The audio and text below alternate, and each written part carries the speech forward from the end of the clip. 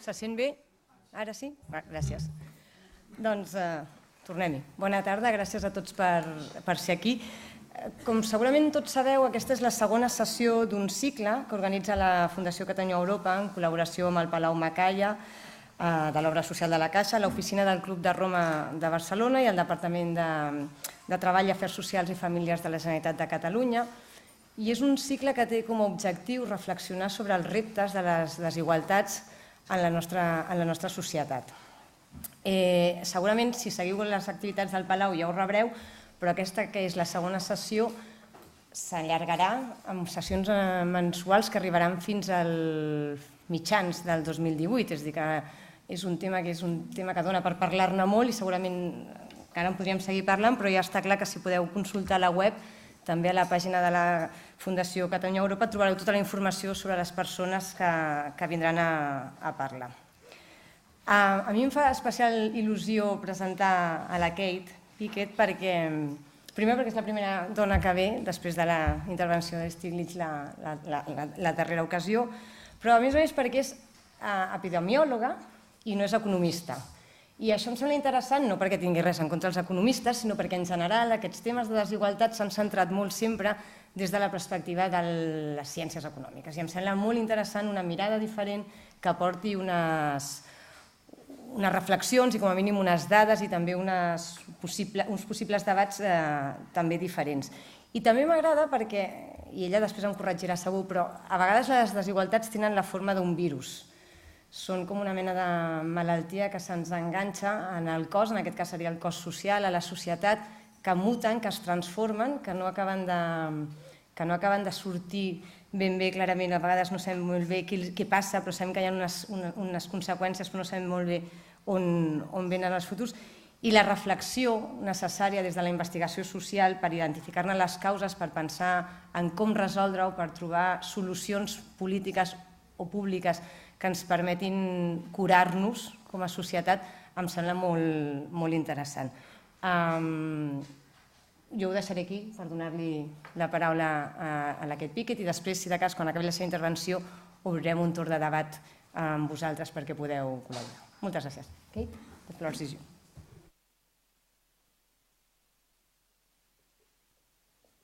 Muchas gracias, and that's it for my Spanish, I'm afraid. I did used to speak quite good Spanish, but I learned it in Guatemala, and so you would probably think it sounded horrible, even if I could manage it. Thank you so much for inviting me. It's a pleasure to be here. Thank you all for coming. It's lovely to be in Barcelona. I went for a walk along Las Ramblas today, just to feel a bit of solidarity with you all, and it's really nice to be here in your beautiful city. So, as Gemma said, I'm an epidemiologist, and not everybody knows what an epidemiologist is. So often, if I say I'm an epidemiologist, people say that's skin diseases, right? Because it sounds like epidermis. But epidemiologists study the health of populations, using statistical methods, observing differences between different groups of people who are exposed to different kinds of things. And in a way, epidemiology is it's a toolkit for observing differences between different populations. And it turns out that you can apply those methods beyond health. You can look at all kinds of social problems and issues using the tools of epidemiology. So tonight I want to talk to you about what epidemiology has taught us about the effects of inequality on populations. And I want to start with this picture. In a way, it reflects what has driven our research. This is a picture of young people going to work. It's outside Oxford Street Tube Station in London. So they're all employed. They're probably all healthy. They look exceptionally miserable. There is not a smile on anybody's faces. They're not connected to one another. Some of them look angry. Some of them look as if they're about to cry. Now, if you'd asked our grandparents what they would think it would be like to live in societies with the level of material comfort that we have, they would probably have expected us to be happy and joyful and to have not a care in the world, because most of us have enough food, we're well clothed, we're well housed, we have transport, we're warm, we have health care. And yet our modern societies are actually plagued by quite a large number of health and social problems. And it was trying to understand those that really led us on our path of studying inequality. Now, I know that we've got very small screens here, so I will try and just describe very vaguely what you're seeing. What you're looking at on this chart is a scatter of points. Each one is a different country. And they're arranged from top to bottom by the life expectancy in each of those countries. So we're going from around 40 in some countries up to around 80 in other countries. And the life expectancy of each country is plotted against the average income in that country. So it's gross domestic product per person.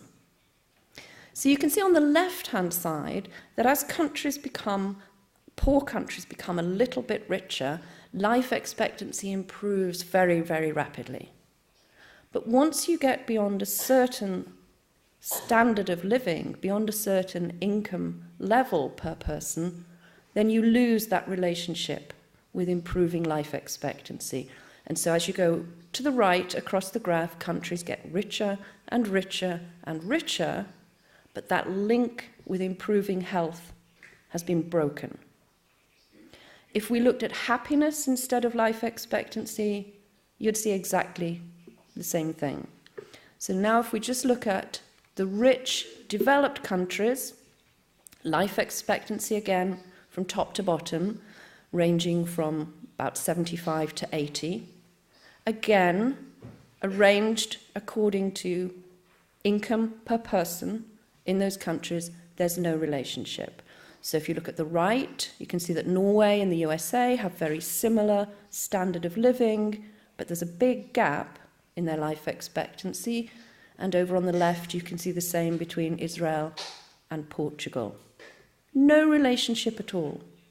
So average levels of income don't seem to be related to population health at all. But within every single one of those countries, income is related to health, which might seem like a paradox. So this is data for the UK, for England and Wales, and again, life expectancy going from 70 up to 80 along the side. And now we're looking at the average life expectancy in different neighbourhoods in England, ranging from the richest neighbourhoods on the left to the poorest neighbourhoods on the right. And you can see that if you live in the poorest neighbourhoods, average life expectancy is about 71.5 years, and it's over 79 in the richest neighbourhoods. But what's so interesting is that it isn't just a contrast between the poor and the rest of us, it's a gradient, it's a slope. So that even if you live in the second most richest neighbourhoods, your life expectancy is a little bit shorter on average than if you're in the very richest neighbourhoods. And so income is important, but it's important in its relativity, in where it places you in society. Because those people in the second richest neighbourhoods, they can buy everything that the people in the very richest neighbourhoods do. It's not about the things that money can buy for your health. And remember that this is a society where healthcare is free for everybody. It's a gradient. And so it's relative income that matters, not absolute levels of income. And that tells us something very important, that it's not material things that seem to matter for health. It must be something else. Now, my colleague Richard Wilkinson and I, we published a book called The Spirit Level in 2009. It is published in Spanish, but I can't remember the title. I'll maybe look it up on my phone later. And we decided to look at the gap between the rich and the poor, income inequality, in relation to a whole range of health and social problems. And we created an index of health and social problems. It includes health measures like life expectancy, infant mortality, levels of obesity, and mental illness. It also includes measures of social cohesion, trust, the murder rate, the homicide rate, levels of imprisonment, and also measures of children's life chances, so how well children do in education, in maths and literacy, the teenage birth rate, and social mobility, children's ability to move up or down in society. And when we plot that index against a measure of income inequality, the correlation is quite startling. So on the left-hand side, we've got the low inequality countries, the most equal of the rich developed societies. These are the most equal countries in the world: Japan, Sweden, Norway, Finland, and they have a low level of health and social problems.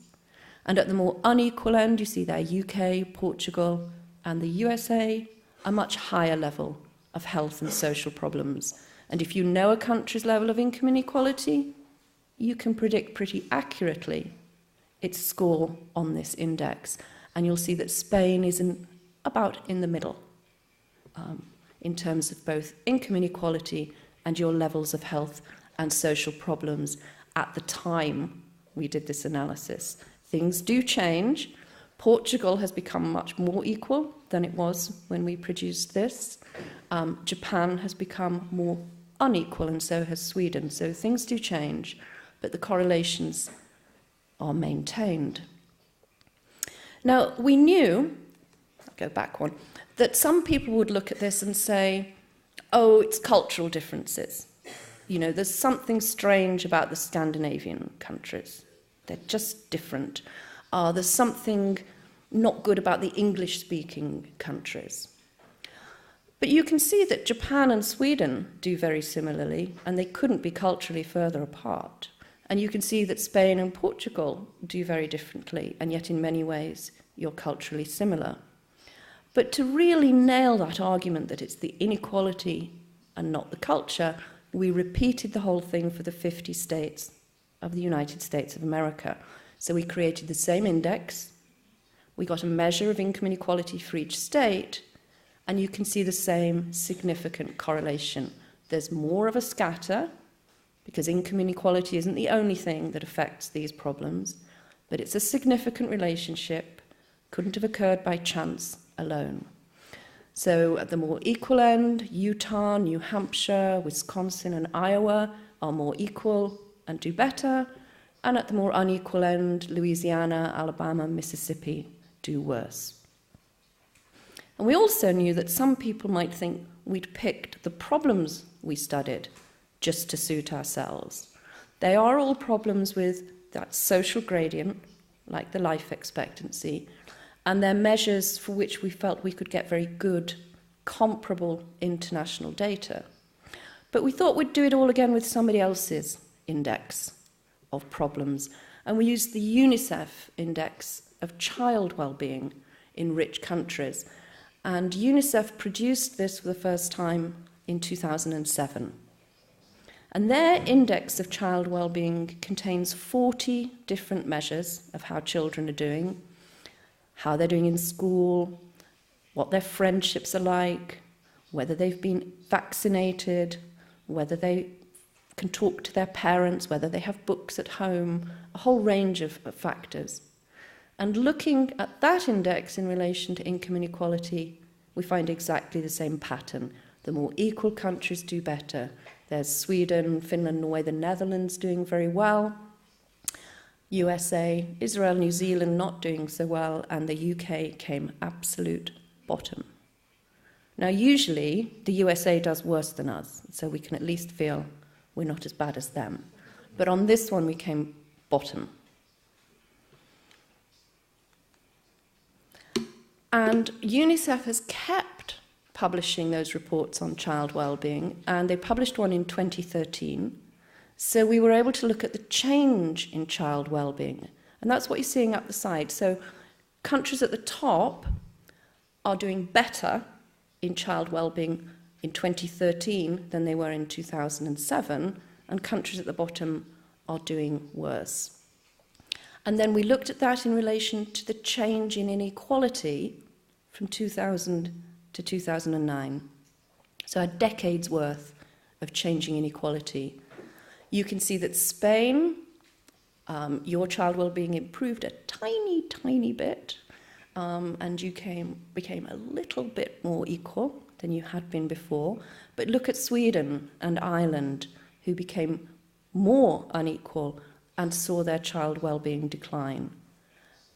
If you understand that changing income inequality in Sweden, you can predict that decline in child well-being. And this helps to convince us that what we're looking at here is a causal relationship. It's not just correlations between one thing and another, but when something changes, we can see that reflected in the outcomes we're looking at. And if I'd had €1 for every time somebody said to me, correlation doesn't prove causation, I'd be in the top 1% of the income distribution. So it is important that we make the case for causality. I've only put this slide up to remind me to talk to you about it. I don't expect anybody to read it. Another study which helped us understand that this is a causal relationship was one that looked at people who had migrated to the United States from other countries. And if they had come from a country that was more equal than the United States, their health deteriorated over time. But if they had come from a more unequal country to the United States, then their health improved over time. So again, we're able to look at change and the consequences of that change.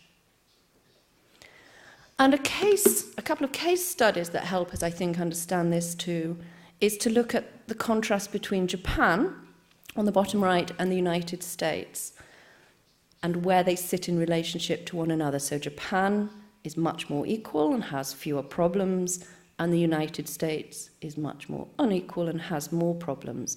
And that's the situation today. But if we go back to just after the Second World War, they were in completely different positions in relationships to one another.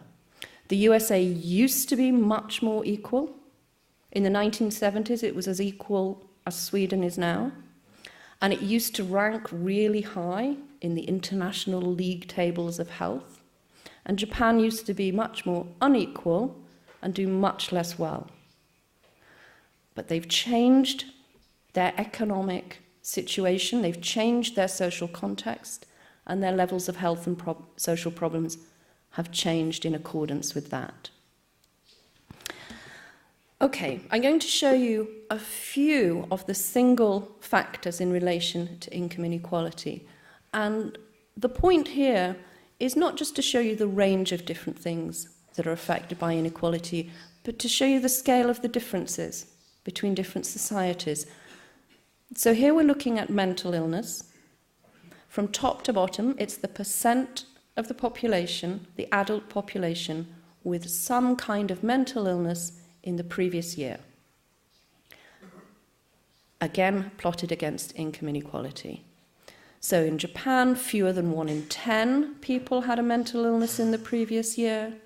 In the UK and Australia, it's 23%, and in the USA, it's over 26%, so more than 1 in 4, and closely correlated with income inequality. So 2 to 3-fold differences in the level of mental illness in a society. And this also tells you something about who is affected, because it can't just be only the poor. 23% of the British population are not poor. 26% of the United States population are not poor. And so mental illness must be affecting the whole society. Here's trust.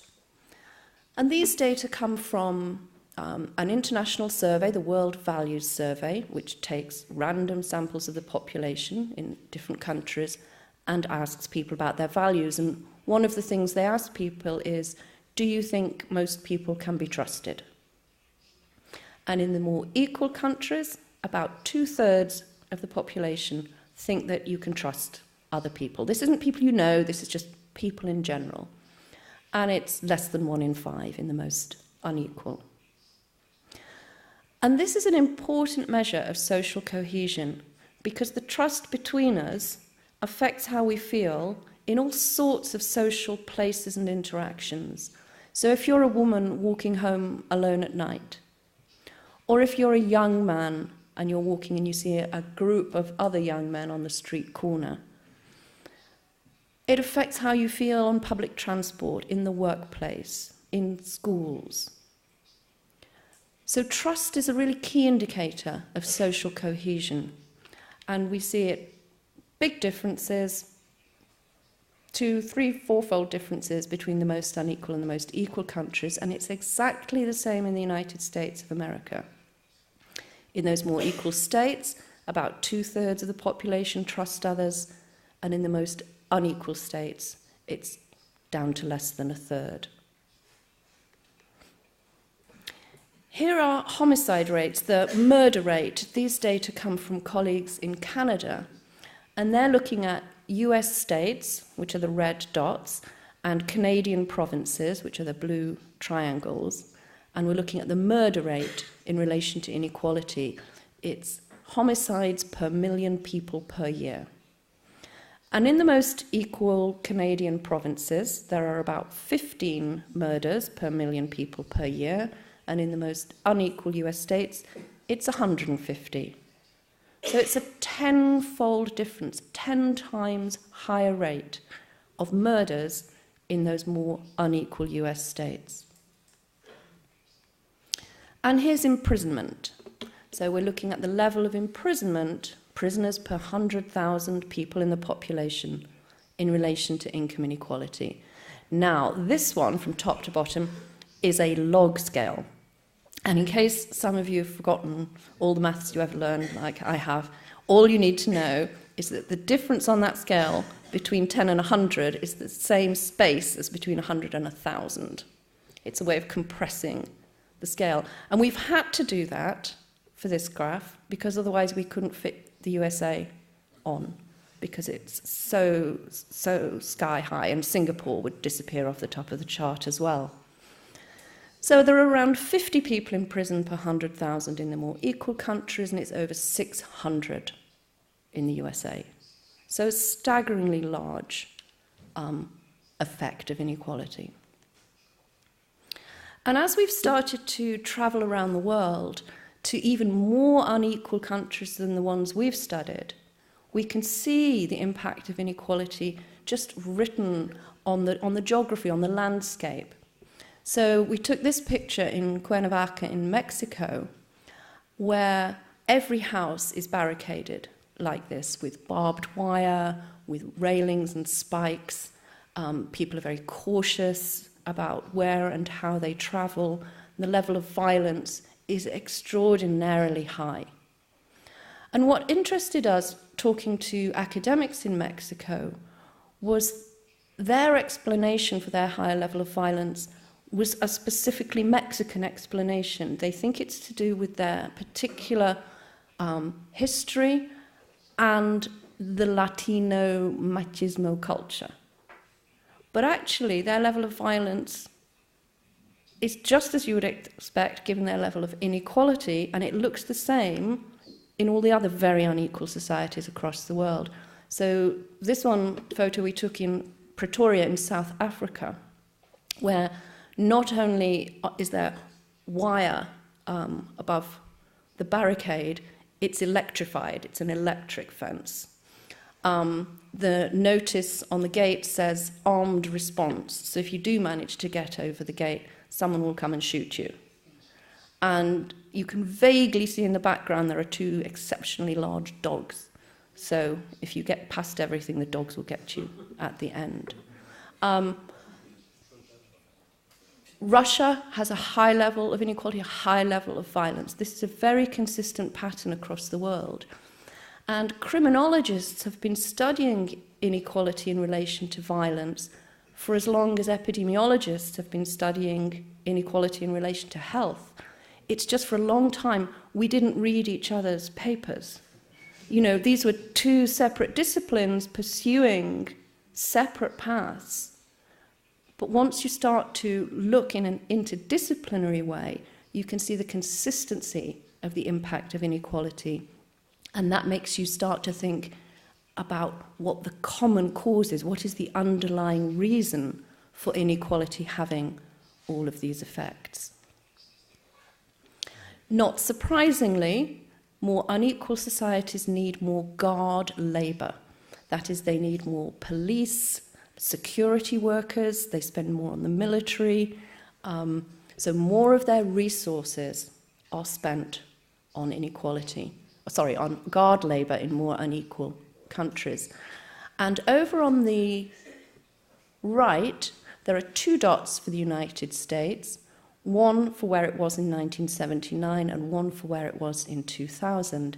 Its inequality increased and spending on guard labour increased. And I think this is probably the last of these kinds of charts I'm going to show you. This is social mobility. So this is the ability for a poor child to move up in society and for a rich child to move down. It looks at the correlation between the parent's income when the child is born and the child's income later in life.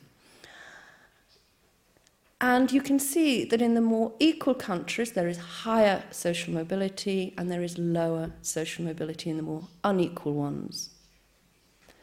Now, most people across the political spectrum will agree that we should have equality of opportunity, that everybody should have the same chance to get ahead. But it's very clear that you can't have higher equality of opportunity without having more equality of outcomes. There's the United States, the most unequal of the rich developed countries and having very low social mobility. And that's a society that truly believes in equality of opportunity. They think they are the land of opportunity and that, that you can live the American dream. But if you want to live the American dream, you should definitely go to Denmark because you'll have a much better chance of achieving it there. So, lots of different problems affected by inequality, and the scale of the impact, the effect size is large. But I now want to make the point that it really does affect everybody in society and not just the poor. So here we're looking at how well young people do educationally. We're looking at their literacy scores. In Sweden, the top line, Canada, the middle line, and the United States. And the children's scores, the young people's scores, are arranged by how much education their parents have had. So in Sweden, everybody scores higher than in the United States. There is a social gradient. You're more likely to score higher if your parents had a lot of education. But if you look at the line for the United States, there's definitely a deficit for the poorest, but even at the most high end, the most educated parents, their children score less well than children in Sweden do. And we now have a number of studies that look at this phenomenon in health, in education, in children's cognitive ability. And they always show this sort of fanning out pattern if you compare more or less equal countries. The impact of inequality is greatest at the bottom of society, but it goes all the way up. So it's not just the average that's being affected, it's the slope. So that if you are a well-educated, upper middle class, high-income individual in a more unequal country, you will have a lower life expectancy on average, your children will be less likely to do well, than if you had exactly the same position in a more equal society. And that's why I'm going to disagree with what Gemma said in her introduction when she described inequality as a virus. It's more like a pollutant. And in fact, we have colleagues at Harvard University who call income inequality a social pollution because it affects the whole of society. Now, again, this is just a reminder to me.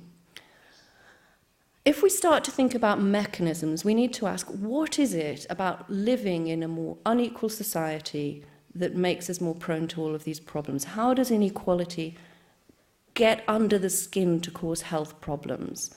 How does it get into our minds to affect how well we do educationally? How does it affect our emotions and our behaviour?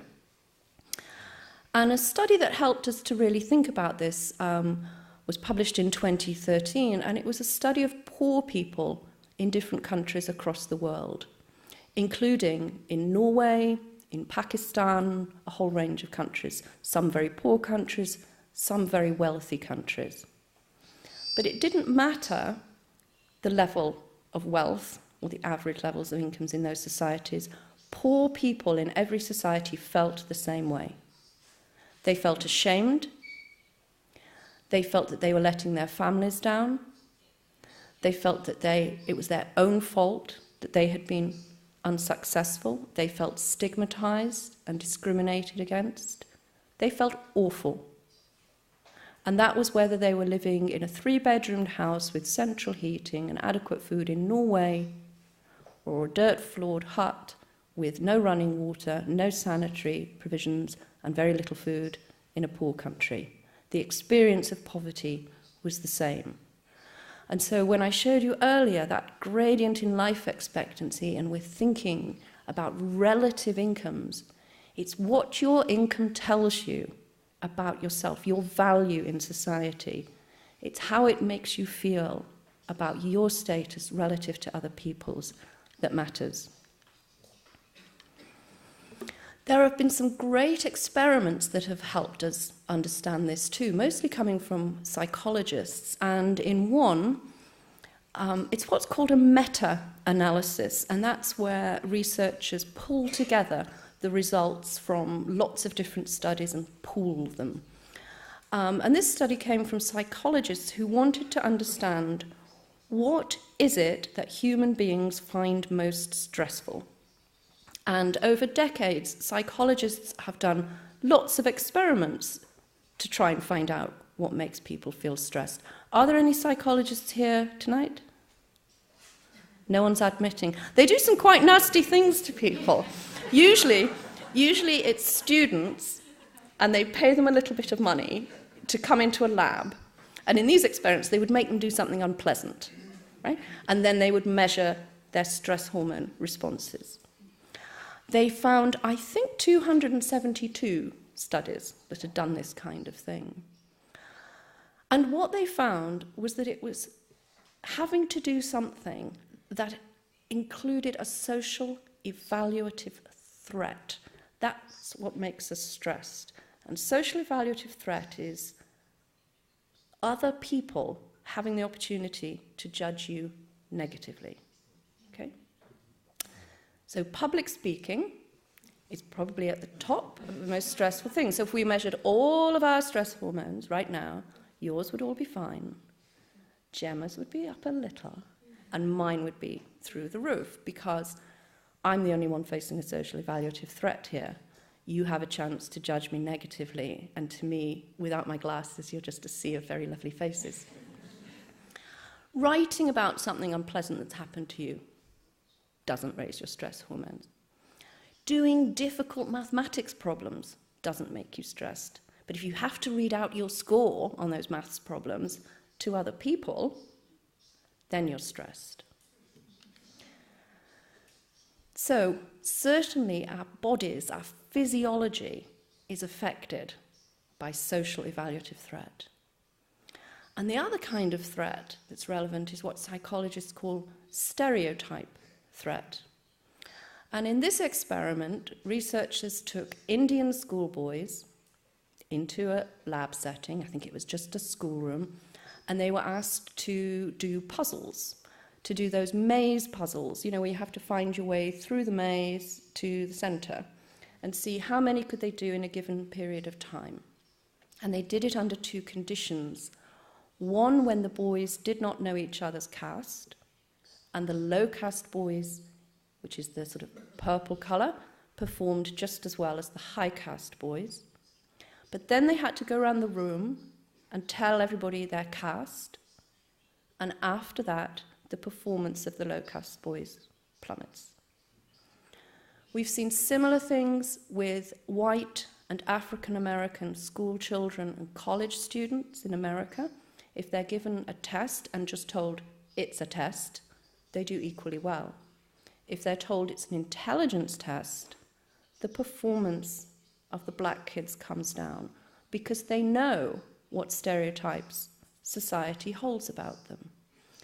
And I'm afraid, ladies, that we do it too.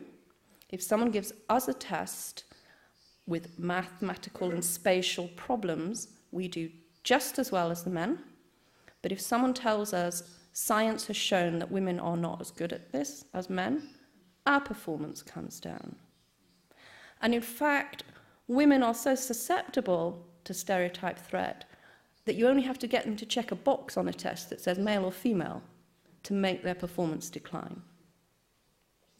So as well as our bodies, our physiology being affected, our cognitive performance, our ability to do mental tasks is affected by what we think other people are thinking about us. When we first published our book, I remember I went back to the University of Chicago, where I used to teach, and I showed them a lot of the things I've been showing you, including those experiments and some others.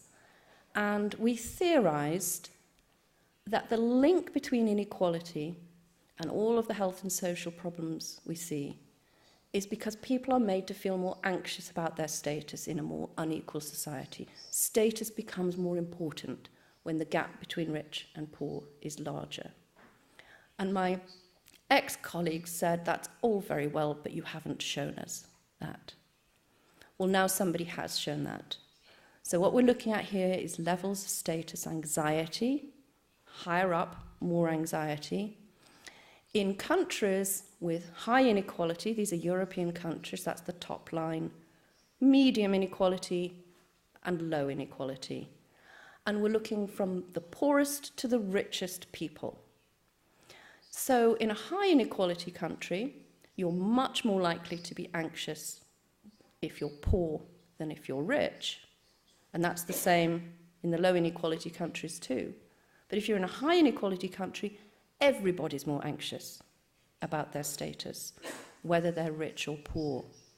So this has been a good confirmation of our theory. And what we've been seeing coming out in the research literature recently helps us to see that there are different ways that people respond to that status anxiety, which is ratcheted up in more unequal societies. And there's really three ways that individuals respond. Some of them sort of go under.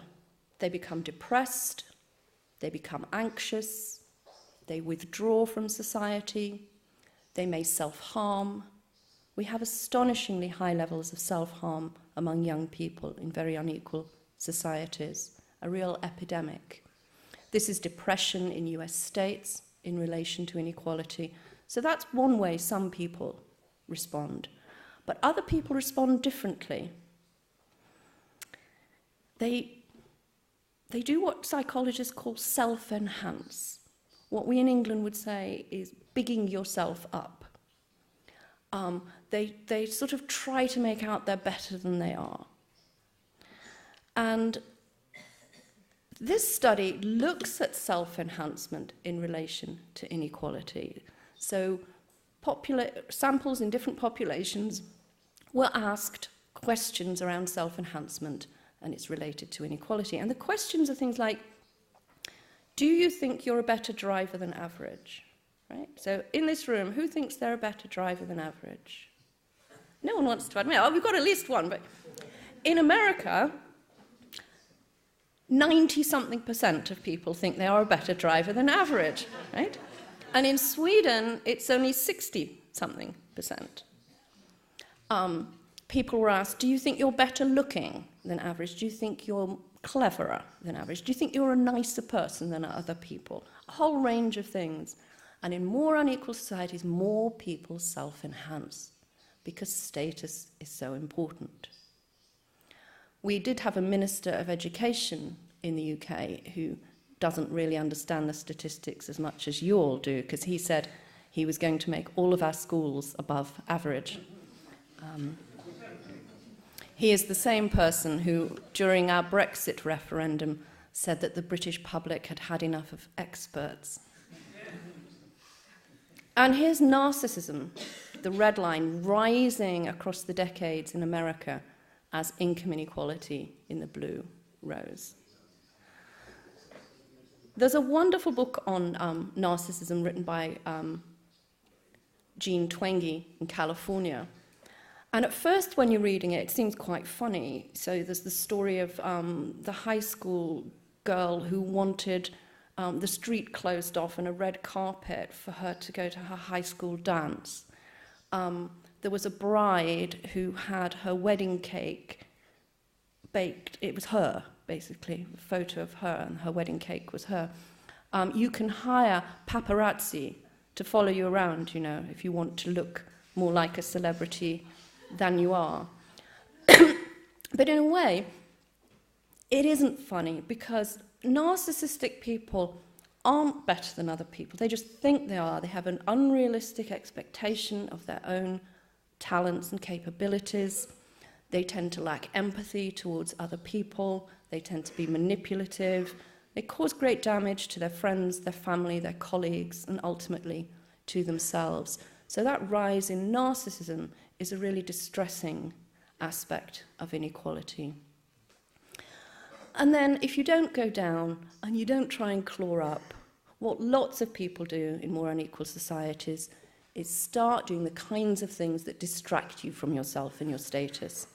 Drinking too much, eating too much, spending too much, all of those kinds of things that provide some comfort. This is problem gambling, much higher in the more unequal countries than in the more equal ones. And ultimately, the reason this is so important for our societies and our democracy is because when you start to increase the social distances between people, and some people start to feel left behind and excluded, and social cohesion declines, then civic participation goes down. Fewer people vote, fewer people volunteer, fewer people read newspapers, fewer people join community organizations. We've seen other studies that show that solidarity declines, that people are less willing to help their neighbors in more unequal societies. And I think the Brexit vote in the UK and the election of Trump in America can be related to the kinds of income inequality that have characterized those societies over recent decades, where so many people have felt excluded from society and without potential and hope. I'm almost done, I think. But a few other things happen when societies become more materialistic and individualistic. And that's to do with the fact that when status competition becomes stronger in more unequal societies, how do you show your status? You buy things. You buy a bigger car, or you buy a designer handbag. We buy things we don't need with money we don't have to impress people we don't like. My son pointed that one out to me. There is a Louis Vuitton rubbish bag, a trash bag, so you can have a designer trash bag. And do you have eBay here in Spain, where you can buy things? You can go on eBay and you can buy other people's used designer shopping bags, so that you can go to Mango or Zara or Primark and buy your cheap frock, and then you can put it in your Chanel bag. But actually there have been proper research studies now showing that in more unequal places, people are more likely to buy more high-status goods. And that evidence base is growing. In more unequal countries, people use more resources. This is water, but it's true for meat, it's true for energy, it's true for the number of flights taken. More equal countries recycle more. And so all of the things that we need to do to cope with the challenges of climate change are hampered by greater inequality.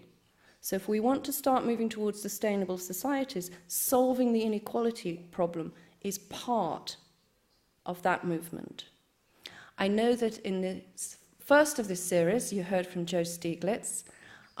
He has said that inequality is bad for business, it's a political choice, and we need to rewrite the rules to move forward. So it's not just epidemiologists who think that inequality is a problem. There are some good economists who also think the same thing. More and more environmentalists, more and more psychologists, more and more doctors. It goes on. There are two things that you can do to solve inequality. You can either reduce income differences before tax, or you can do it through the tax and benefit system. You could do both, but either will get you there. So we saw earlier how Sweden and Japan do very well. Sweden gets its greater equality through redistribution. Japan has smaller income differences to start with, so it doesn't seem to matter. And the same is true for the states of Vermont and New Hampshire in the United States. They sit next to each other. Vermont is more like Sweden, does more redistribution and taxation. New Hampshire is more like Japan. They don't even have state tax. If you live just over the border in Vermont, you always go over to New Hampshire to buy your alcohol or your computers or whatever, because they don't have a state tax. But they do have strong trade unions, and they have smaller income differences for that reason. I think this is my very last slide, and this comes from a study from researchers at Harvard Business School and Duke University. And what they did was they showed a large sample of Americans different distributions of income, and they asked them what they thought the income distribution in America is and what they would like it to be. The top bar is the actual distribution of wealth in the USA, and that big yellow bar is the top 20% of Americans, and they have over 80% of the wealth. So the top 20% have over 80%. When Americans are asked, what do you think the income distribution is, they know they live in an unequal society. They think the top 20% have about close to 60%. But what they'd like it to be is the bottom line, where the top 20% would maybe get 30%, and incomes would be more equally distributed. And what they didn't know was that the one they picked as what they would like to have is Sweden. Or Sweden as it was when they were doing this research. And 92% picked Sweden's income distribution as what they would like to see in America. And that was regardless of whether they were Republican or Democrat, Hispanic, white or African American, male or female, young or old, religious or not. 92%. We have similar data in Britain, where at least 80-something% of us, year after year after year, say in surveys that they would like our society to be more equal. So we have a public mandate for change. We have an evidence base of the damage caused by inequality, and we have policy levers at international, national, and local level. And we even have individual levers, because we can all choose how we interact with one another and how we value one another. So I hope that's been enough to share with you the evidence on the damage caused by inequality, get you thinking about the issues and what might be done. But I'm going to stop now, and I think we'll go to questions and answers, and I'm really looking forward to hearing from you. Thank you very much.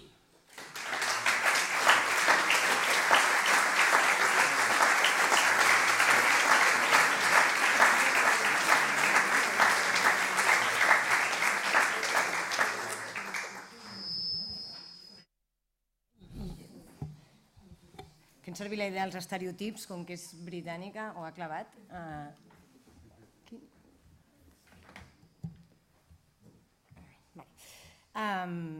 Jo crec que, he donat molta informació, crec que ha sigut una excel·lent presentació que a més genera moltíssim element pel debat.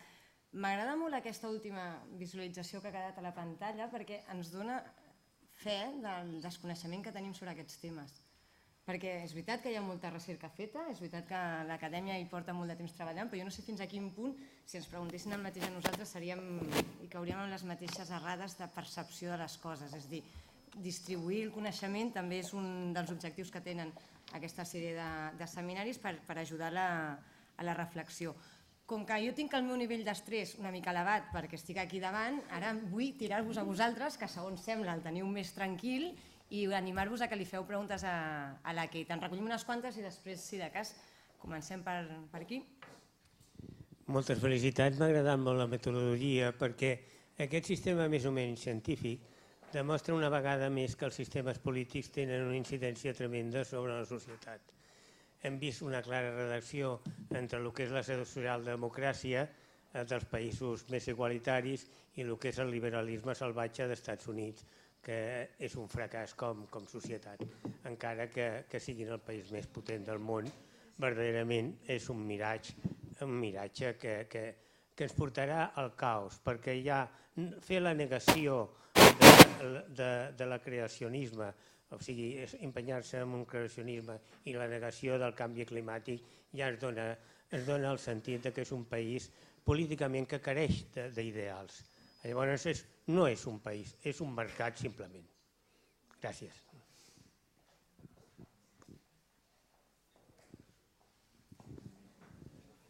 Moltes gràcies per la presentació. Jo volia preguntar el següent. Sobre la base de l'explicació que ha fet, podem assumir que reduint la desigualtat aconseguim una millora en els outcomes socials i de salut que s'han presentat. La pregunta és, hi ha una diferència, tenim evidències sobre si l'estratègia de la reducció de la desigualtat té un impacte diferent en aquests outcomes en funció de si s'aconsegueix via predistribució o redistribució?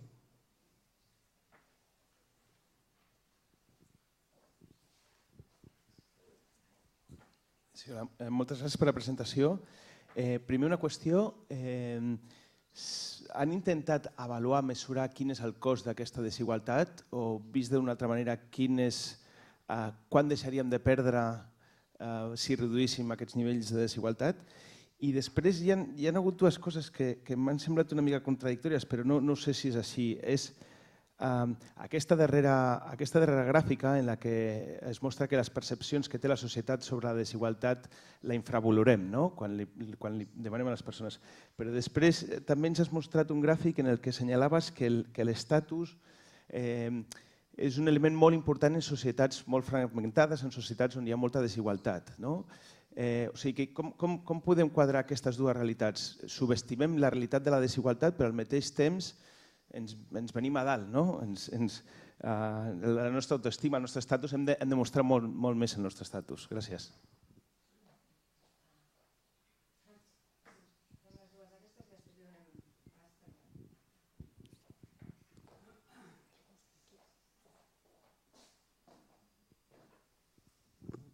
Moltes gràcies. Més que una pregunta seria un suggeriment. La correlació entre desigualtat i diferents variables ha quedat molt clara en totes les gràfiques, però en diverses d'elles hi ha diferències notables a nivell idèntic de desigualtat. Una variable en un país determinat pot ser 2 vegades o 3 vegades més alt que en un altre país. El que voldria dir que a nivell similar de desigualtat potser hi ha, a més, altres factors que ajuden a explicar diferències i que l'aprofundiment en aquestes diferències o aquests factors podria donar pistes de polítiques concretes per a aquells països on hi ha aquest nivell determinat de desigualtat. No sé si m'he explicat massa bé, però que vostè amb el seu nivell d'estrès ho haurà entès segur.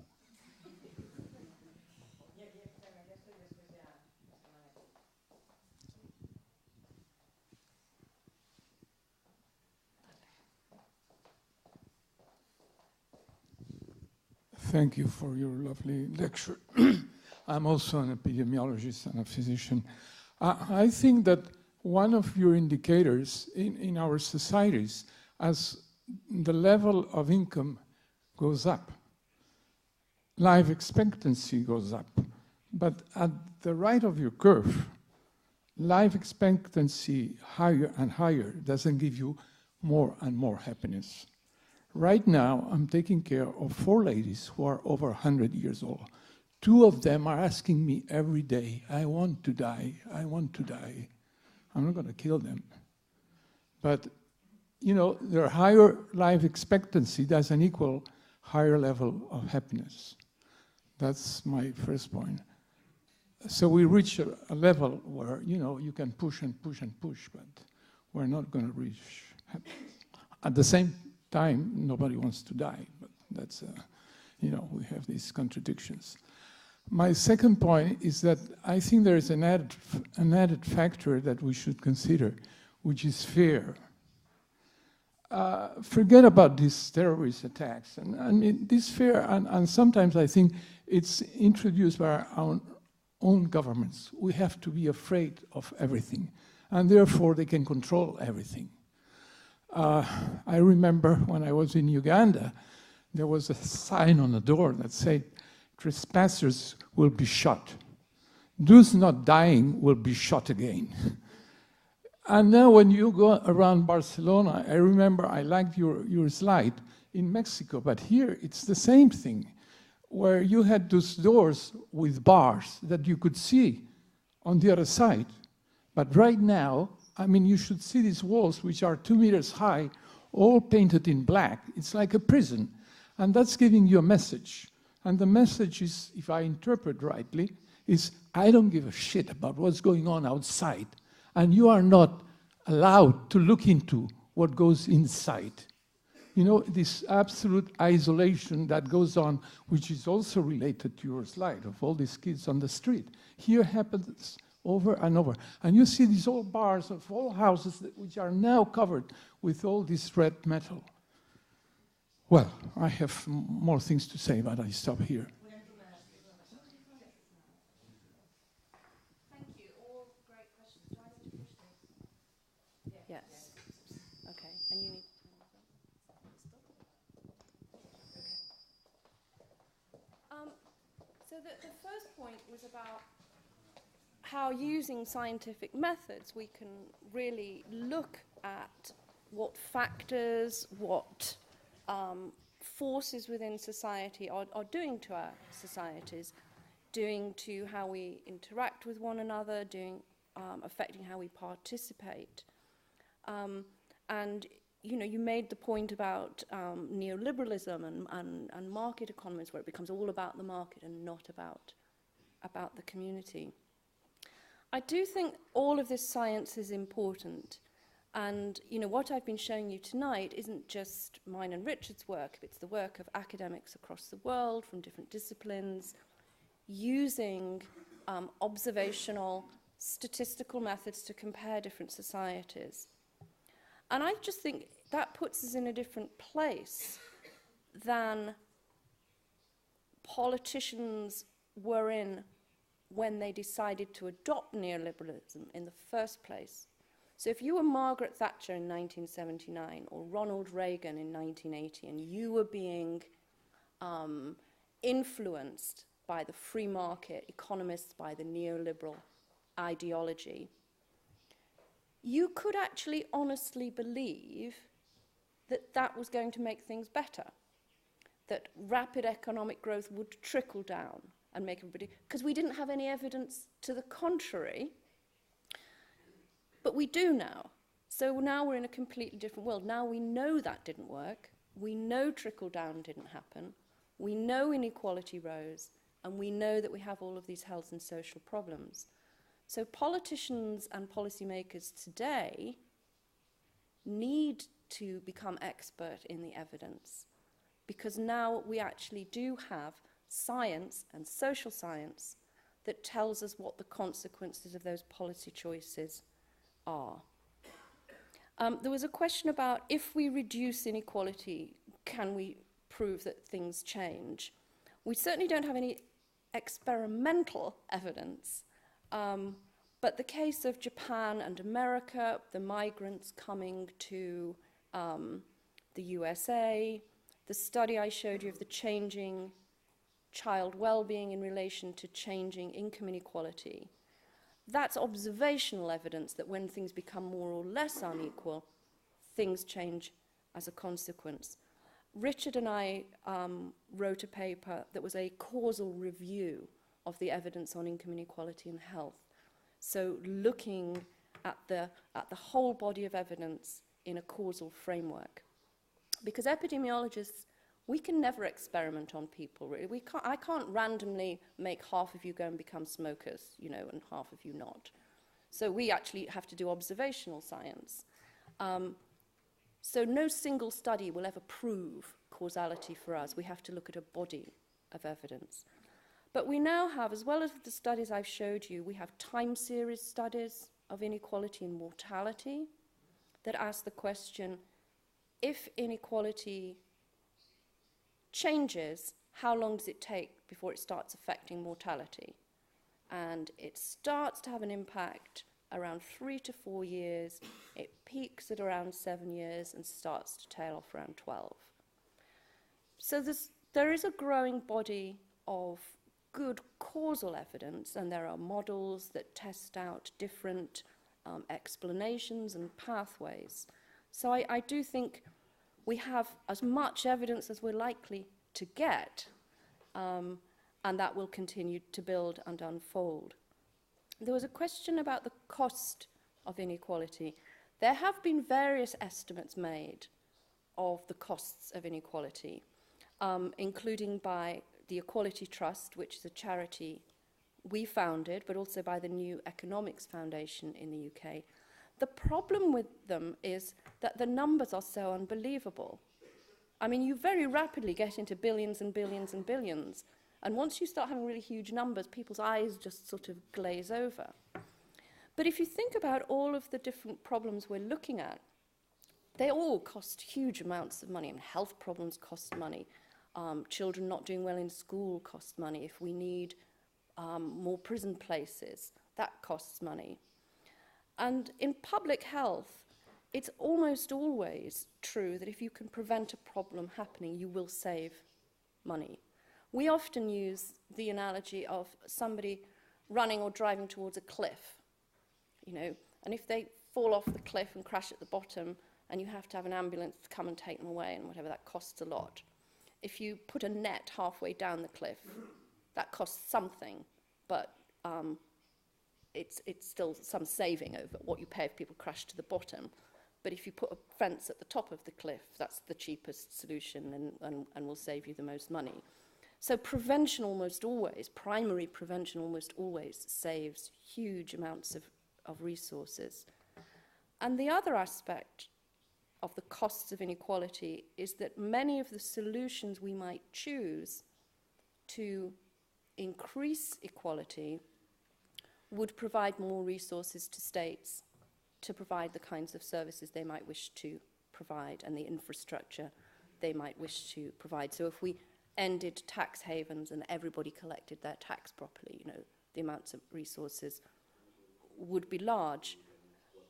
But those aren't usually factored into these estimates of the costs of inequality.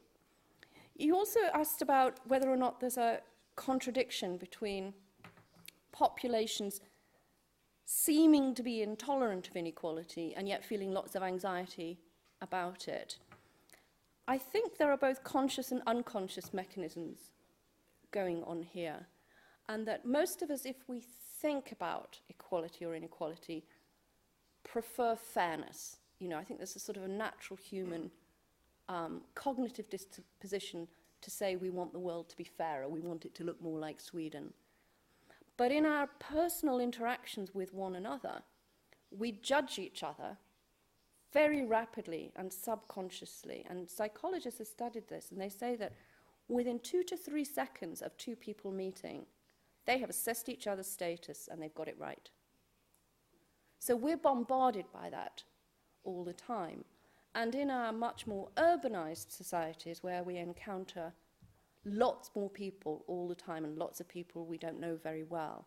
That must be heightened as well. When we all used to live in little villages where everybody knew everything about us, maybe those anxieties were less.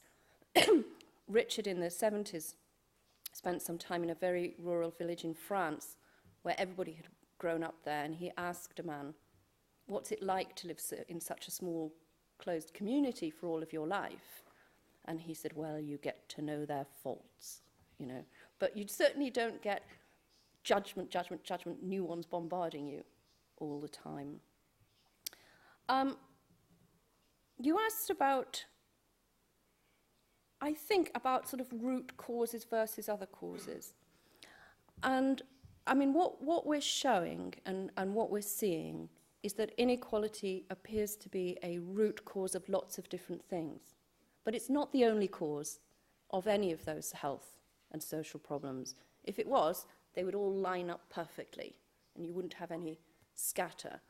And for some problems, there are probably many, many more factors influencing. But if you can address one problem but create a lot of different benefits, then I think that's why it's interesting to draw attention to income inequality. But it doesn't mean that we should ignore other factors. We certainly shouldn't be ignoring what I would think of as the horizontal inequalities of gender, ethnicity, religion, language, age, disability. We shouldn't be ignoring poverty, even while we tackle inequality.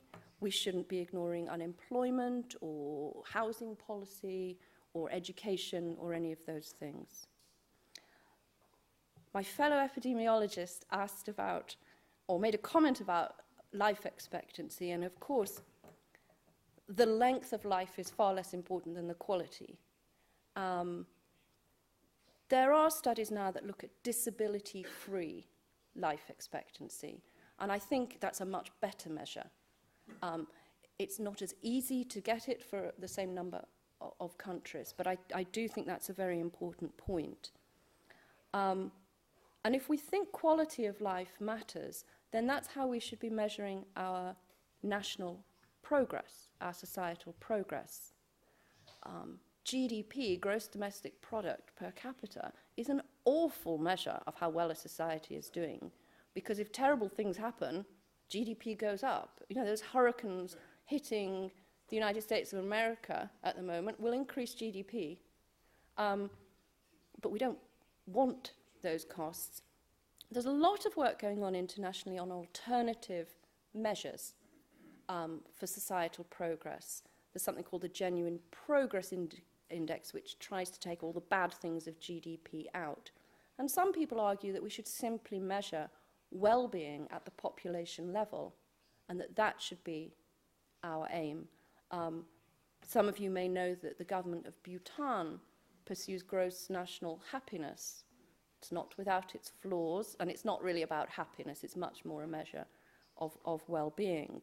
But I do think we need to be thinking not just in individual terms about whether we prolong somebody's life to a point where their quality of life is appallingly low, but also how we create well-being in the population as a whole. And then you also mentioned fear, and I think that's an extremely relevant point.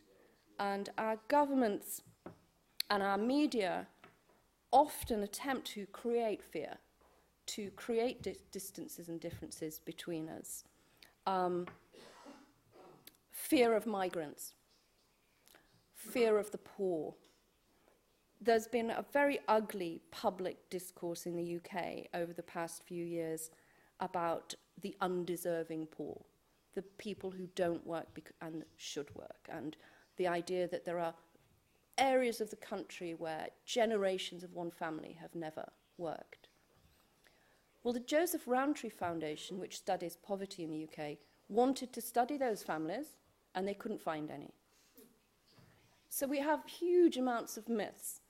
If we look at the amount of money that is fraudulently claimed in social security and benefits, it's tiny.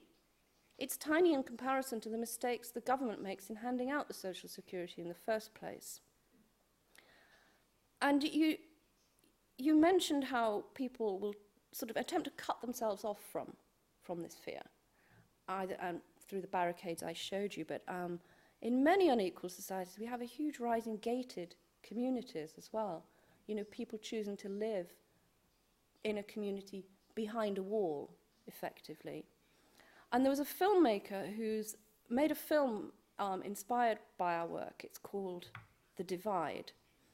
And it looks at people's lived experience of inequality in America and the UK. And she talks to one family who live in a gated community and about all of their choices. And at the end, the woman says, well, there's actually a plan in this community to create a gated community within the gated community. Because the richest people in the gated community would like to hive themselves off even more.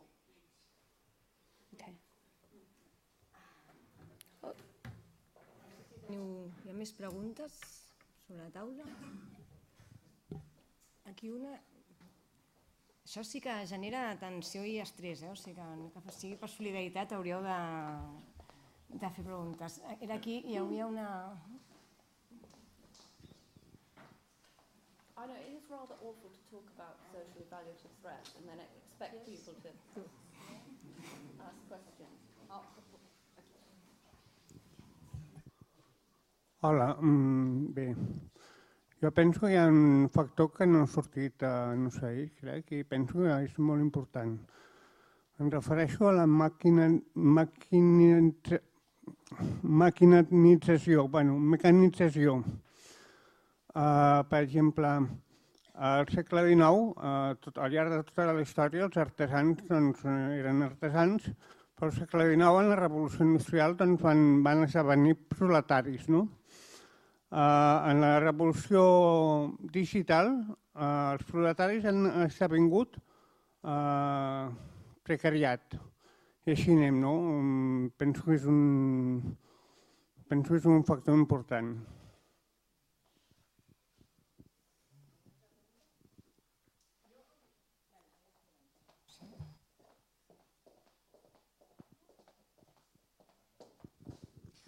Bona tarda. Dues coses. La primera és si existeix, si hi ha algun estudi com aquest últim que ens ha ensenyat als Estats Units, però en països menys desiguals. És a dir, quina és la percepció als països nòrdics, per exemple, que es té de la situació en el seu país. I per una altra banda, fent relació amb aquests mateixos països, el factor immigració, refugiats, la reacció que està havent en molts d'aquests països que són tan iguals però que estan tenint unes reaccions en alguns casos per part del sorgiment de forces d'extrema dreta molt fortes en contra d'això. No hi ha una vacuna per aquest virus o no virus que deia, aquest contaminant. Gràcies.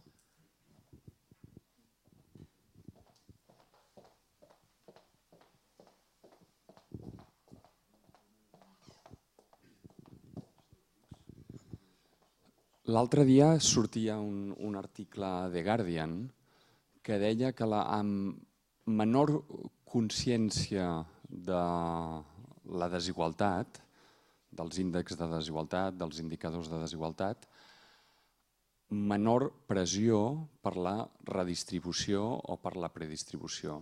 És a dir, a una societat més desigual i que la seva ciutadania és poc conscient d'aquesta desigualtat, la pressió per escollir polítiques, per escollir governants, per escollir partits polítics que representin models econòmics de major redistribució i de major cohesió social és menor. Per tant, la conscienciació pública per la desigualtat, que és un dels objectius d'aquest programa, d'aquest projecte, hauria de ser un objectiu compartit al més ampli espectre de la societat, sobretot tenint en compte totes les conseqüències que ha explicat la Kate Pickett. És paradoxal per això, com amb major desigualtat la pressió per a aquestes polítiques de redistribució disminueix. Com podem sortir d'aquest espiral? Hi ha alguna proposta que hagueu desenvolupat en aquest sentit?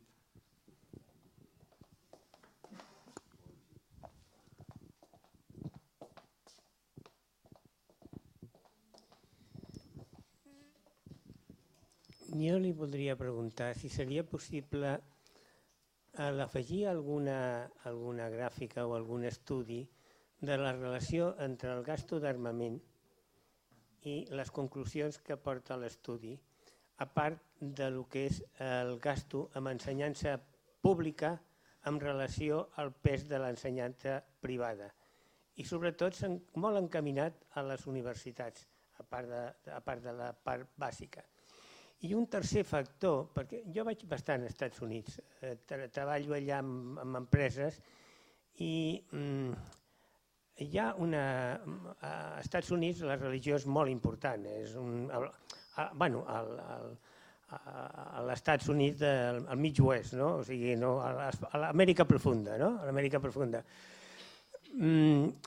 El grado de passió, diguem, religiosa, nosaltres que hem viscut en un país catòlic i cristià, a vegades quan assisteixes a alguna funció d'ells, verdaderament allò algun psicòleg podria donar unes interpretacions de que l'estat de crispació i d'emoció que tenen és tremendo.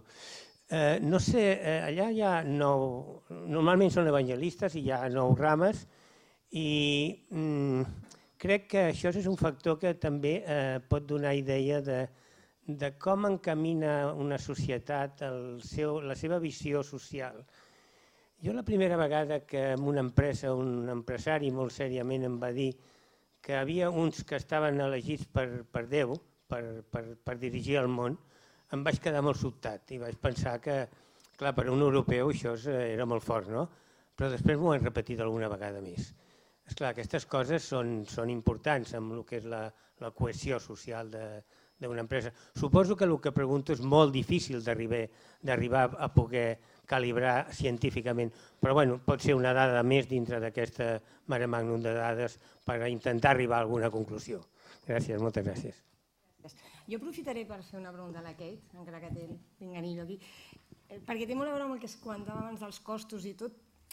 Clar, les desigualtats, els límits de les desigualtats que estem com a societat disposats a aguantar o no, generen de fet una tensió entre el públic i no dic privat perquè m'agradaria més dir particular. Si nosaltres tenim depressions, un número de depressions, és un cost social perquè la sanitat pública ha de pagar uns medicaments, però això és un benefici particular per qui ven els medicaments, que li sembla perfecte poder posar sobre la taula un producte com aquest. Amb la seguretat igual, genera un cost social perquè hi ha pors, perquè hi ha temors, perquè hi ha més inversió pública en temes de seguretat, però hi ha un benefici particular perquè hi ha empreses que d'això en treuen rendiments. Aquesta tensió, que és una mica el que deia Stiglitz, els negocis no haurien de ser aquí, però això a curt termini és molt fàcil de veure que no funciona. A llarg termini segurament sí.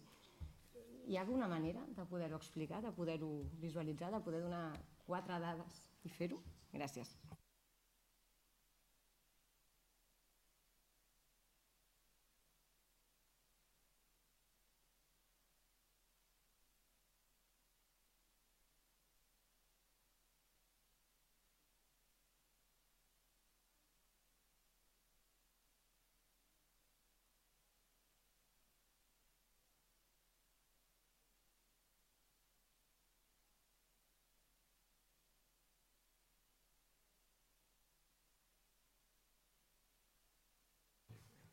Sorry, how we've moved from being artisans and craftspeople to industrialized workers, and now we have the digital revolution, and that is increasing precarious employment.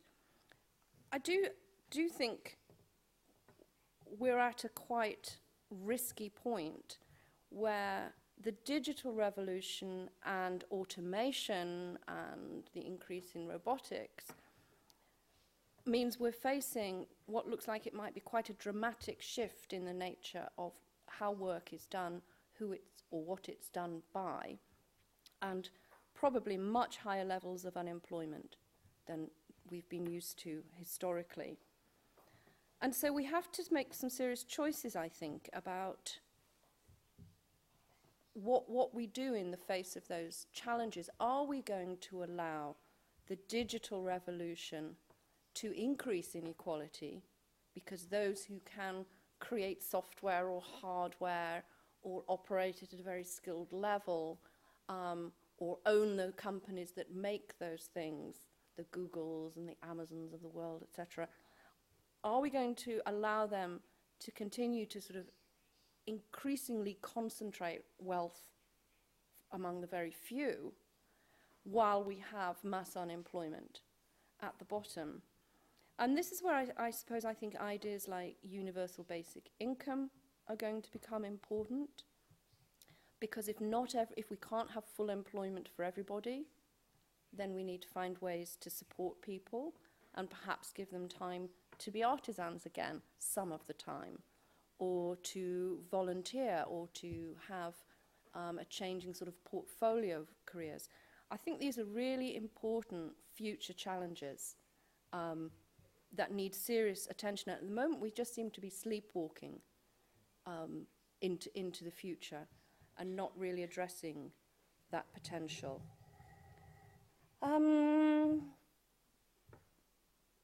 Somebody asked about those countries that are less unequal, the Nordic countries, how they cope or address migration and refugees and the rise of right-wing populism in some of those countries. There's no perfect country on the planet, and certainly in the Nordic countries, some of them are coping less well with changing demographic patterns in the world than others. But they're still doing better than more unequal countries. So they still give us some kind of model of what our welfare systems might look like, how we decide to look after less advantaged people in society. I don't think they're perfect by any means, but I think they can offer us both some good lessons in seeing how greater equality is beneficial, but also, for instance, in the case of Sweden, where we can see inequality growing and we can see child well-being declining. They're also starting to offer us object lessons in how not to do things as well. You asked about if citizens are unaware of inequality, that creating less pressure on governments to do differently, and that we need to have raising awareness as a shared objective. A colleague of mine who works a lot on inequality, Danny Dorling, also pointed out that because educational attainment, and in particularly mathematics educational attainment, is much worse in more unequal societies, fewer citizens have the tools to even be able to understand things like pay ratios and levels of income inequality and statistical research and that sort of thing. And I think that means that if we want to raise awareness, we have to think about doing it in multiple ways. And I think, been on quite a long journey of change and of thinking about how to raise awareness. I mean, I suppose I became an academic because I thought if you did useful research, somebody would pay attention to it and do something about it. Yeah? I was young and naive, but you write research papers, nobody reads them. I mean, after the first one or two, not even your mum reads them. Your students don't read them, your colleagues don't read them. I once read a paper where I thought the authors had made quite a bad mistake, and I thought, I'm going to write a letter to the journal, and then I looked up to see how often that paper had been cited, and it had been cited 4 times. So I just thought, no, I won't bother. Now, if you write a book like we wrote for a lay audience, for a popular audience, and you're lucky, more people read about the research. But that's still a tiny minority of people. Lots of people don't like books with graphs in them, like I've been showing you. even if you make them really, really simple. You know, they just pick it up, flip it open, put it back. We set up the Equality Trust because we thought we ought to try and disseminate information more widely. And at the beginning, my brother-in-law said to me, "Oh, you should have some poetry on there, and some music, and some art." And I said, "Oh, no, no. This is about science and social science. This is about research evidence. We are not going to have poetry." And then when we were in South Africa, a young man, he was a student at the University of Pretoria, from a village in a rural area, he said to me, "Well, how can we get this kind of message across to people who can't read?" And I started to think, well, maybe we do need some poetry. And maybe we do need some songs. And maybe we do need some art. There have been some wonderful animations made about inequality. The film that was made based on our book tells stories. We had one filmmaker make some short little videos for us that can go viral. There was a wonderful one of someone coming out of a gated community and being stopped by a security guard who wouldn't let her out because she had chosen to be in the gated community and this was a free public space, so she didn't have a license to come out. And I think sometimes you do need all of those different ways of getting across to people. Richard did a TED Talk. Do any of you watch TED Talks? Yeah, well, all my students and research fellows watch TED Talks. It's had, I think, over 2.5 million views now. Well, that's an awful lot better than a research paper. So we have to find ways to communicate it. I think we need big campaigns. I think we need simple infographics. I think we need clear messages. I do think we need artists and creative people to help us think about how we do this. So I think I'll keep doing my bits, right? I'll keep doing some research, and I'll keep writing the books, and I'll keep coming and talking to people. But I don't have the skills to do all of those other things, you know. So we need a multitude of approaches to get the message out there. And I think your series here, you know, this is an important part of that. But we do need to think about how we get that awareness much more deeply embedded in the public conscious. Because, you know, you're special people to come and listen to a talk on a subject like this. Most people would probably rather be at home watching the television. So we just do need to find ways that speak to people where they're at, in language or forms that they can understand and that they enjoy and appreciate and can engage with. Oh, your question. Do you know why? No, there's two more. Your question was the hardest one, that's why I'm leaving it to the end. There was a question about war, spending, weapons, etc. There's a thing called the Global Peace Index that measures countries' aggressiveness, both sort of internally and externally. So it measures things like how much is spent on the military, on weapons, on police, on security, how much population or countries, nations are engaged in conflict internally or with others. And that peace index is highly correlated with inequality.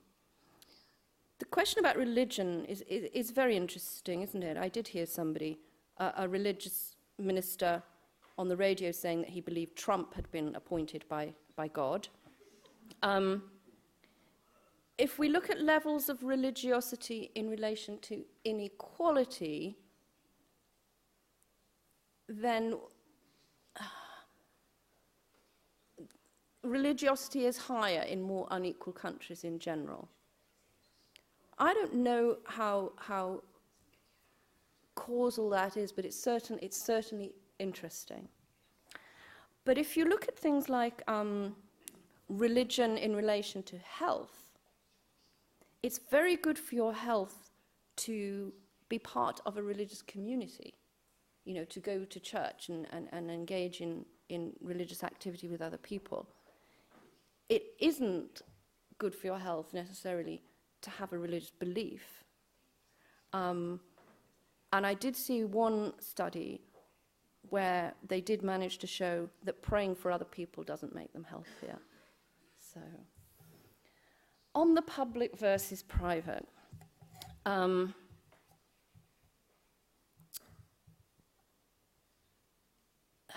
they're so interwoven, and yet we tend to think of them as separate. And we know that private companies benefit from public services and investment, whether it's in having access to an educated workforce or access to research produced in publicly funded universities, or access to the roads, or access, or other transport systems and infrastructure. And so to think of them as separate doesn't make sense. This really is not my area of expertise, so I'm going to just end with a suggestion that perhaps at some point in your series you invite Mariana Mazzucuti to come and talk to you. She is next month launching an innovation centre to look at public-private interactions at University College London, and she's written widely about this. But it is important that we bust that notion that corporations are the wealth creators and do it all by themselves, because they do it because of the investment that we all make that makes it possible for them to do that. Okay. Doncs moltíssimes gràcies. Jo crec que ha sigut una sessió excel·lent per la Kate.